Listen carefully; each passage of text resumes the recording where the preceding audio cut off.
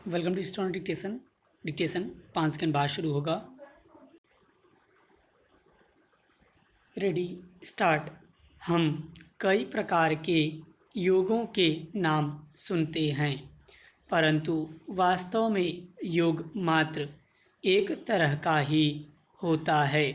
जीवन और परमात्मा का संयोग साधन ही योग का उद्देश्य है, अर्थात जीवात्मा का परमात्मा से मिलन ही योग है।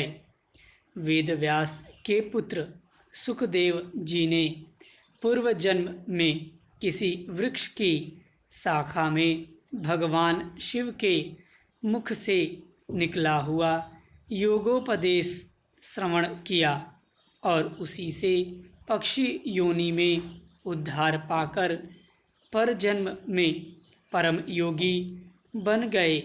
योग का उपदेश सुनने मात्र से जब इतना लाभ होता है, तब उसकी साधना करने से ब्रह्मानंद तथा समस्त सिद्धियों के प्राप्त होने में क्या संदेह है। Para change.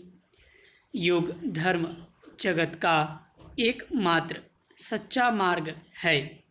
इस्लाम के अल्लाह तथा ईसाइयों के ईसा भिन्न होने पर भी अपने अपने अभ्यास के द्वारा जब आत्मलीन हो जाते हैं, तब वे अज्ञात भाव से भी योगाभ्यास के सिवाय और क्या करते हैं। हालांकि अन्य जातियों के संदर्भ में चाहे जो बात हो, परंतु भारतीय तंत्र मंत्र, पूजा पद्धति, भक्ति आदि सभी योग मूलक ही हैं। योगाभ्यास के द्वारा चित्त की एकाग्रता प्राप्त हो जाने पर ज्ञान उत्पन्न हो जाता है और उसी ज्ञान से जीवात्मा को मुक्ति मिलती है। Para change. वह मुक्तिदाता परम ज्ञान मात्र पढ़ने से प्राप्त नहीं हो सकता है। शास्त्र पढ़ने से जो ज्ञान प्राप्त होता है वह मिथ्या है, वह प्रकृत ज्ञान नहीं है।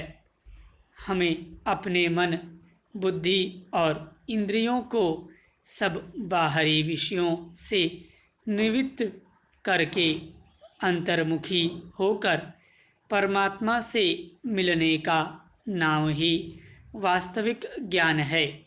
यह ज्ञान योगाभ्यास के बिना प्राप्त नहीं होता है। साधारण लोगों का जो ज्ञान है वह केवल भ्रांति है, क्योंकि सभी जीव माया के फंदे से जकड़े हुए हैं और इस फंदे को तोड़े बिना सच्चा ज्ञान प्राप्त नहीं हो सकता है।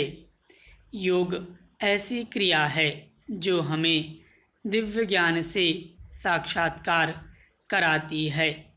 योग विहीन सांसारिक ज्ञान वास्तव में अज्ञानता है। उससे सुख की अनुभूति होती है, न कि मुक्ति मिलती है। स्टॉप।